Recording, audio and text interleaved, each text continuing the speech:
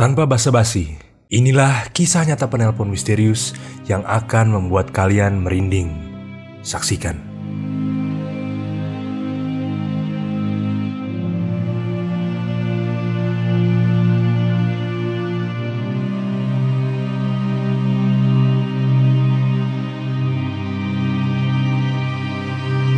Satu.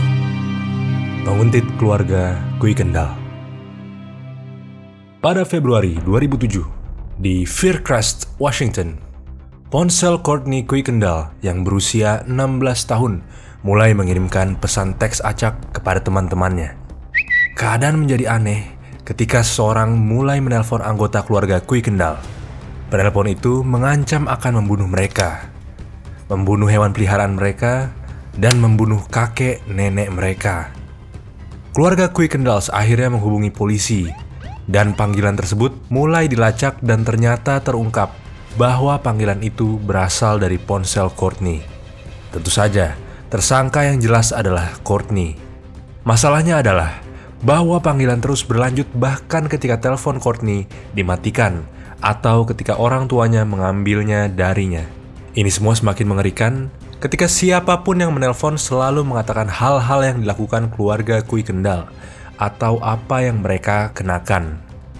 Penguntit itu meninggalkan pesan suara yang merupakan rekaman percakapan keluarga, bahkan saat polisi berkunjung untuk membicarakan panggilan tersebut. Ini berlanjut selama lebih dari 4 bulan. Tidak ada tersangka yang ditemukan. Perusahaan telepon tidak menganggap teknologi untuk membajak telepon sudah ada pada saat itu. Namun, pakar keamanan mengatakan telepon bisa saja dibajak menggunakan spyware. Polisi mengira keluarga itu yang mengarang cerita, tetapi 2 keluarga lain di kota itu juga melaporkan masalah serupa dengan ponsel mereka. Apa menurut kalian? 2. Telepon hantu Charles Peck. Pada 12 September 2008, kereta komuter Metrolink bertabrakan dengan kereta barang Union Pacific di daerah Chatsworth di Los Angeles. Insinyur kereta Metrolink dianggap bersalah karena sepertinya dia sedang mengirim pesan teks pada saat terjadi kecelakaan. Kecelakaan itu adalah yang terburuk dalam sejarah Metrolink. 25 meninggal dan 135 orang cedera. Salah satu orang yang kehilangan nyawa adalah Charles Peck yang berusia 49 tahun yang berasal dari Los Angeles untuk wawancara kerja dengan Bandara Van Nuys. Peck ingin pindah ke California karena tunangannya tinggal di sana. Dia tampaknya terbunuh hampir seketika karena dia berada di dekat pusat tubrukan dan merupakan salah satu orang terakhir yang ditarik keluar dari reruntuhan.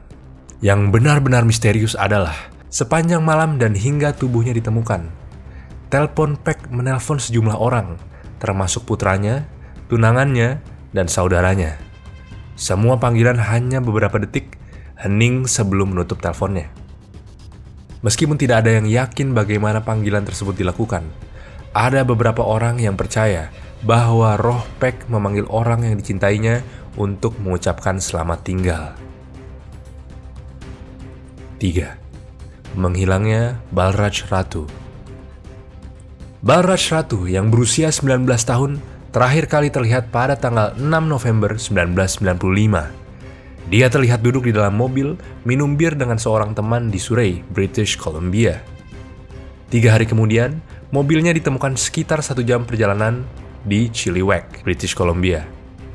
Sudah dibakar sampai tanah dan ada pakaian berdarah di dalamnya. Tetapi tidak ada tanda-tanda lelaki berusia 19 tahun itu.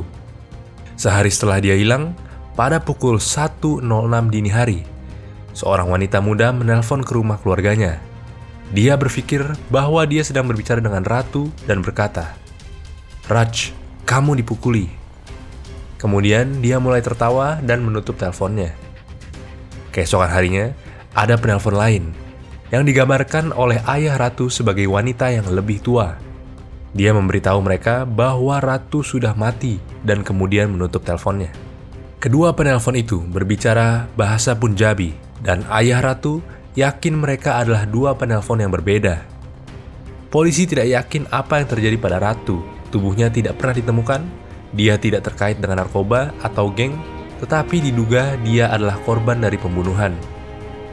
Polisi tidak dapat melacak panggilan tersebut, dan identitas penelpon misterius tetap tidak diketahui. 4. Memprediksi asasinasi JFK. Pada tanggal 22 November 1963, tepatnya setelah pukul 10.00 pagi hari, operator telepon di General Electric di Oxnard, California, menjawab panggilan.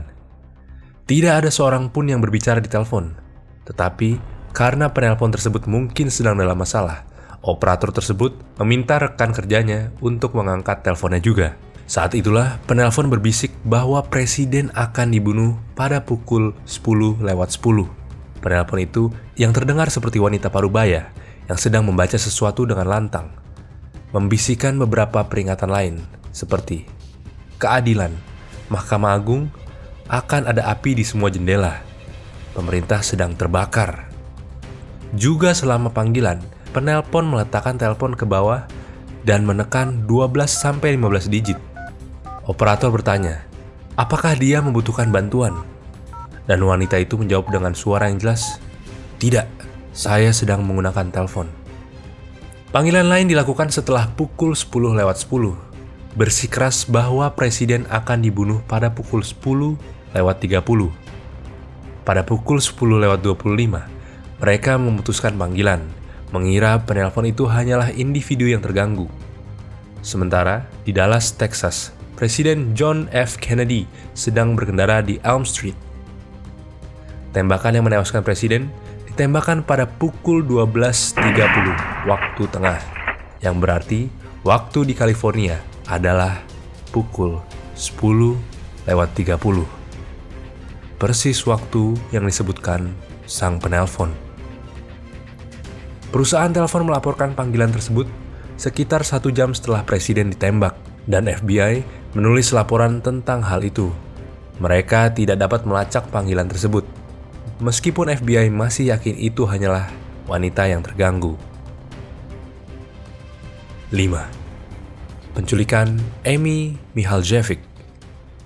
Pada 27 April 1989, seorang petugas polisi mendatangi kelas Amy Mihaljevic yang berusia 10 tahun untuk berbicara tentang bagaimana Anda tidak boleh pergi kemanapun dengan orang asing. Masalahnya, pria yang menculik dan membunuh Amy bukanlah orang asing baginya. Mereka telah berbicara melalui telepon beberapa kali. Kakak laki-lakinya mendengar satu percakapan saudara perempuannya dengan seorang pria misterius. Amy bahkan memberitahu teman-temannya tentang dia. Tetapi, dia tidak memberitahu orang tuanya atau orang dewasa lainnya bahwa seorang pria dewasa menelponnya. Pada hari yang tragis itu, Amy memberitahu seorang teman bahwa dia akan bertemu dengan penelpon rahasianya untuk membelikan ibunya hadiah. Pria itu mengaku bekerja dengan ibunya dan memberitahu Amy bahwa ibunya baru saja dipromosikan. Sepulang sekolah, Amy dan seorang teman berjalan bersama sampai Amy pergi menemui pria misterius itu. Setelah Amy bertemu dengan pria itu, dia mengizinkannya untuk menelpon ibunya, yang mengira bahwa Amy menelpon dari rumah. Baru setelah sang ibu tiba di rumah, dia menyadari bahwa Amy tidak pernah ada di sana. Pencarian panik Bay Village, Ohio pun dilakukan. Tapi sayangnya, tubuh gadis kecil itu tidak ditemukan sampai 7 Februari 1990.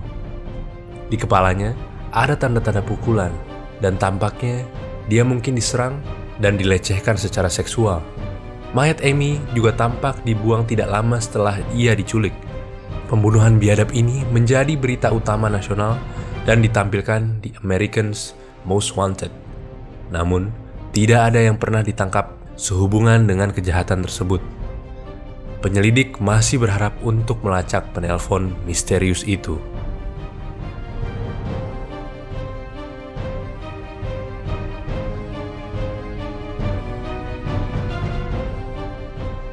Itulah beberapa kisah penelpon misterius versi Griff Paradox. Apa menurut kalian?